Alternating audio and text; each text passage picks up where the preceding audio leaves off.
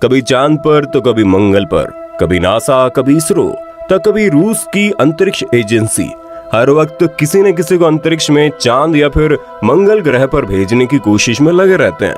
लेकिन क्या कभी आपने सोचा जिस रॉकेट की मदद से, जिस अंतरिक्ष यान की मदद से इंसानों को या फिर किसी मशीन को पृथ्वी से लाखों किलोमीटर दूर चांद या मंगल तक पहुंचाया जाता है, तो वो वहां तक पहुंचता कैसे है? एक अंतरिक्ष यात्री जिस रॉकेट में बैठकर पृथ्वी से लाखों किलोमीटर दूर चांद तक पहुंच जाता है, वो रॉकेट काम कैसे करता है? आज के इस वीडियो में हम आपको अंतरिक्ष की शेयर करने वाले और रॉकेट की कहानी के बारे में बताएंगे। वो शुरू कैसे होता है, उसका सफर कैसा होता है, वापसी के वक्त रॉकेट कैसे काम करता है, और उसी रॉकेट में हुई एक छोटी सी गलती भी कैसे अंतरिक्ष यात्रियों की मौत का कारण बन जाती है। और सबसे बड़ा सवाल कि रॉकेट और अंतरिक्ष यान में आखिर अंतर क्या है। इससे पहले आपने हमारे चैनल को सब्सक्राइब नहीं किया तो प्लीज दोस्तों सब्सक्राइब कीजिए और नीचे वाले बेल आइकन को भी प्रेस कर देना। जैसे जैसे साइंस वाली दुनिया आगे बढ़ती चली गई, वैसे वैसे इंसान ने अपना सफर धरती के नीचे से पानी निकालने से लेकर चांद पर पानी खोजने के सफर तक तय किया। अक्सर हम सुनते रहते हैं कि कभी नासा ने तो कभी इसरो ने अपना अंतरिक्ष यान अंतरिक्ष में भेजा है या फिर अपना रॉकेट अंतरिक्ष में भेजा है। लेकिन क्या आप जानते हैं स्पेस क्राफ्ट यानी कि अंतरिक्ष यान और रॉकेट में अंतर क्या है?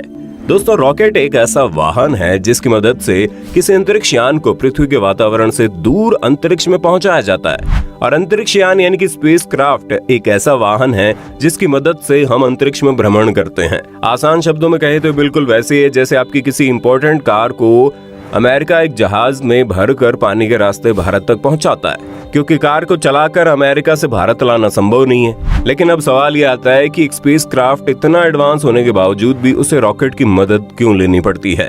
हमारे न्यूटन साहब ने बताया था कि for every action there is an equal and opposite reaction, यानी कि हर एक्शन को ऑपोजिट रिएक्शन मिलती है। जैसे कि अगर हमने हवा में एक किक से फुटबॉल उछाल दी तो वो कई बार जमीन पर पटकता रहता है, और रॉकेट भी उसी न्यूटन साहब के थर्ड लॉ ऑफ मोशन के सिद्धांत पर काम करता है। पहले रॉकेट में फ्यूल भरा जाता है और फिर जब वो फ्यूल जलना शुरू हो जाता है तब अपनी उड़ान भरता है। रॉकेट सिर्फ एक इंजन होता है जो अंतरिक्ष यान को अंतरिक्ष तक पहुंचाने का काम करता है।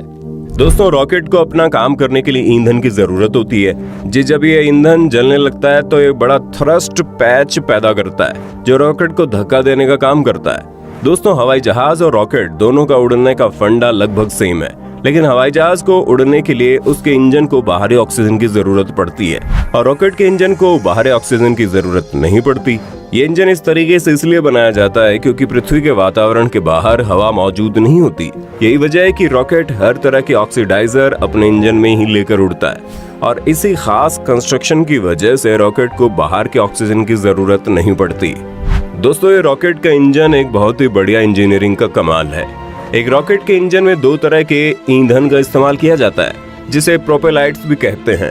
ये दो तरह के होते हैं, नंबर 1 सॉलिड प्रोपेलाइट और नंबर 2 लिक्विड प्रोपेलाइट। लेकिन स्पेस या अंतरिक्ष में लिक्विड प्रोपेलाइट ही ज्यादा काम आता है, क्योंकि लिक्विड प्रोपेलाइट को अच्छी तरह से किसी भी वातावरण में मेंटेन किया जा सकता है। इसके साथ साथ स्पेस क्राफ्ट के रॉकेट पर बूस्टर रॉकेट भी लगे होते हैं जो इसे पृथ्वी की कक्षा से बाहर निकालते हैं, और इसी वजह से गुरुत्वाकर्षण यानी ग्रेविटी का बहुत ज्यादा असर रॉकेट पर नहीं नजर आता। जब तक रॉकेट पृथ्वी के वायुमंडल के अंदर रहता है तभी एक सॉलिड प्रोपेलाइट्स का इस्तेमाल किया जाता है। पृथ्वी से लाखों किलोमीटर दूर जब अंतरिक्ष यान अंतरिक्ष में पहुंच जाता है और रॉकेट का ईंधन खत्म हो जाता है, तभी रॉकेट सफर पर जाने वाले स्पेस क्राफ्ट से अपने आप अलग हो जाता है। हम जानते हैं कि अंतरिक्ष यान कैसे काम करता है, यानी कि स्पेस क्राफ्ट का क्या काम होता है। दोस्तों, स्पेस क्राफ्ट बिल्कुल हवाई जहाज जैसा ही काम करता है। खास बात यह है कि स्पेस क्राफ्ट के अंदर एस्ट्रोनॉट्स को रहने के लिए, उनके खाने पीने के लिए, उनके काम करने के लिए क्लास 1 फैसिलिटी अवेलेबल होती है। इसके साथ साथ इसे कई सेक्शंस में बनाया गया है, जिसके सबसे आगे वाले हिस्से में सभी कंट्रोलिंग सिस्टम होते हैं, जिससे स्पेसक्राफ्ट पायलट बिल्कुल हवाई जहाज की तरह इस स्पेसक्राफ्ट को कंट्रोल करते हैं। और हाँ, ये कंट्रोलिंग सिस्टम हमारे धरती पर मौजूद नेविगेशन सेंटर से जुड़ी होती है। इसके साथ साथ इस स्पेसक्राफ्ट में बहुत सारी अपडेटेड मशीनरी और लैब भी मौजूद होती है, जिसके सारे एस्ट्रोनॉट्स वहां किसी आंतरिक चीज की जांच पड़ताल या कुछ खोज भी कर सकते हैं। तो ये तो बात होगी रॉकेट और स्पेसक्राफ्ट की, लेकिन एक और सबसे जरूरी चीज है जिसका नाम है लॉन्च पैड, जिसे सामान्य भाषा में आप रॉकेट का एयरपोर्ट भी कह सकते हैं। लॉन्च पैड एक जरूरी काम निभाता है और बिना लॉन्च पैड के कोई भी रॉकेट या स्पेसक्राफ्ट लॉन्च नहीं हो सकता। जब स्पेसक्राफ्ट को लॉन्च करने की तैयारी की जाती है तब उसे पहले एक लॉन्च पैड पर लगाया जाता है। दोस्तों, स्पेसक्राफ्ट में वजन इतना ज्यादा होगा, उस वजन के हिसाब से लॉन्च पैड की सेटिंग की जाती है। जैसे कि हवाई जहाज का उड़ान भरने के लिए एयरपोर्ट और रनवे की जरूरत पड़ती है, ठीक उसी तरह रॉकेट को उड़ान भरने के लिए लॉन्च पैड की जरूरत पड़ती है, जहां पर रॉकेट में ईंधन भरने का काम और उड़ान भरने से पहले हर एक जरूरी काम किया जाता है। तो दोस्तों, अभी तक हमने देखा स्पेसक्राफ्ट और रॉकेट कैसे उड़ान भरते हैं और कैसे हमारी पृथ्वी की कक्षा के बाहर गुरुत्वाकर्षण को चकमा देकर चले जाते हैं। लेकिन इसके बाद अभी हम देखने वाले हैं दूसरे ग्रह पर मौजूद इंटरनेशनल स्पेस स्टेशन के बारे में। दोस्तों, ये इंटरनेशनल स्पेस स्टेशन एस्ट्रोनॉट्स के लिए सबसे मनपसंद जगह होती है।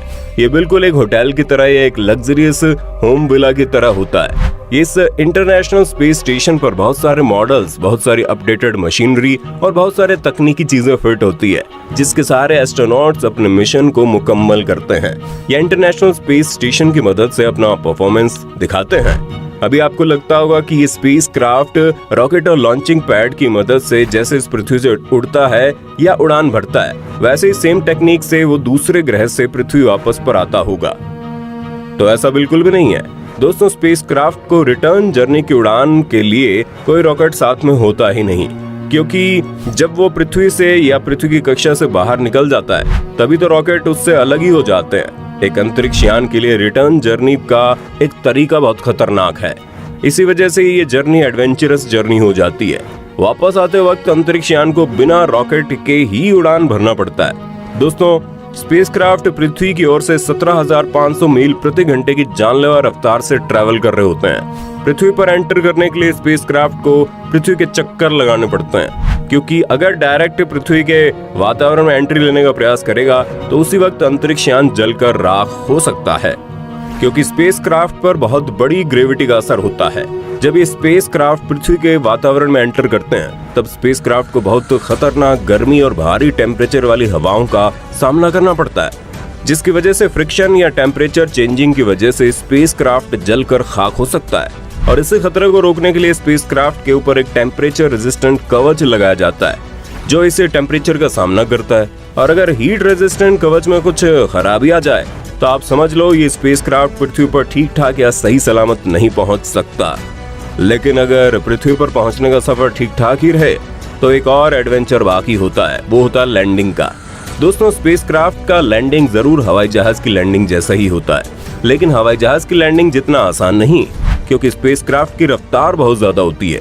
और इसी वजह से जब इसे रनवे पर लैंडिंग किया जाता है तब स्पीड को घटाने के लिए, कम करने के लिए पीछे से एक पैराशूट खोल दिया जाता है और उसके बाद ही स्पेसक्राफ्ट लैंडिंग कर पाता है। दोस्तों, जाने से पहले मैं आपको एक और बात बता दूं कि आपने ध्यान दिया होगा कि अंतरिक्ष यात्री जब अंतरिक्ष में जाते हैं तो वो सफेद रंग का सूट पहनकर जाते हैं, लेकिन जब वो आते हैं तो उन्हें ऑरेंज कलर का सूट पहनने को कहा जाता है। जाते वक्त सफेद रंग का सूट पहनाने का कारण ये होता है कि अंतरिक्ष में बहुत सी जगहों पर अंधेरा होता है और अंधेरे में सफेद चीज को देखना आसान है, लेकिन वहीं दूसरी तरफ वापस आते वक्त पृथ्वी पर बहुत अधिक रोशनी हो जाती है और ऑरेंज कलर बहुत अधिक रोशनी में भी आसानी से देखा जा सकता है। तो दोस्तों, आपने देखा अंतरिक्ष का सफर कितना रोमांचक होता है, कैसे एक रॉकेट हजारों किलोमीटर प्रति घंटे की रफ्तार से अंतरिक्ष यान को पृथ्वी से लाखों किलोमीटर दूर चंद्रमा तक पहुंचा देता है। दोस्तों, उम्मीद करते हैं जानकारी आपको अच्छी लगी होगी। वीडियो अच्छी लगी हो तो लाइक कीजिए, हमारे चैनल को सब्सक्राइब करके बेल आइकन दबा देना, क्योंकि the earth adventure in Hindi की टीम आपके लिए हर रोज ऐसे इंटरेस्टिंग वीडियोस लाती रहती है।